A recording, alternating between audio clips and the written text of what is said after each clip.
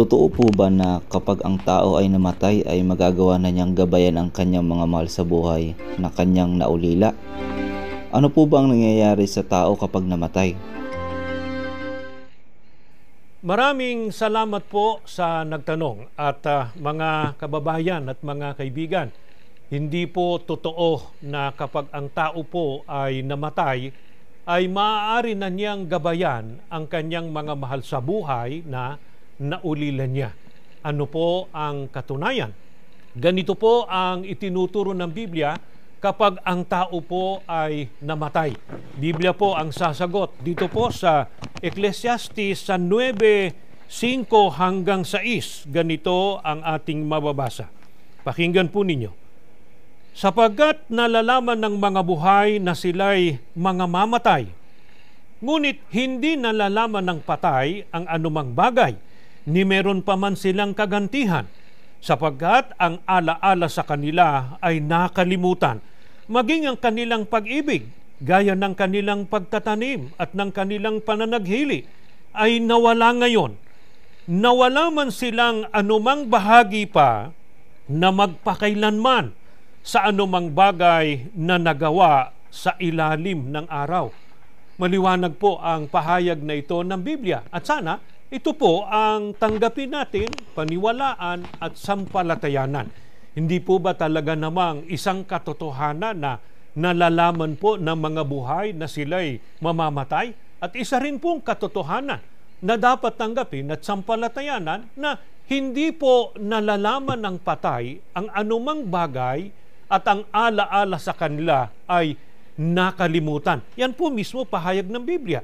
Kaya kung sinasabi po at iniisip ng iba na tutulungan naman anya kami ng aming mga kamag-anak na namatay kasi mahal nila kami at sila ang bahala na gumabay sa amin.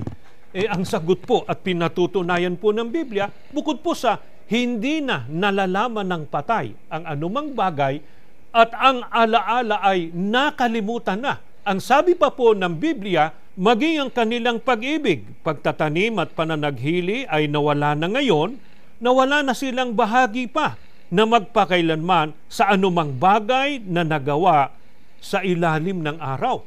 Kaya po talagang hindi na magagabayan ng namatay ang mga naulilan niyang mahal sa buhay. Kapag ang tao po ay namatay, wala na siyang nalalaman. Wala na rin pong damdamin at wala na pong bahagian niya sa anumang nangyayari sa mga buhay. Bakit kaya? Ano pa ang itinuturo po ng Biblia na nangyayari kapag ang tao po ay namatay? Muli, Biblia po ang sasagot. Dito naman, sa Job sa 14 at 10, ganito po ang ating mababasa. Ngunit ang tao ay namamatay at natutunaw.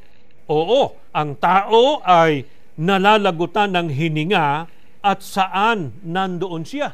Mga kababayan at mga kaibigan, ito po ang maliwanag na itinuturo ng Biblia. Ang tao po kapag nalagutan ng hininga ay namamatay.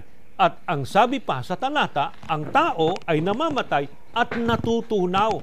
At saan anya nandoon siya?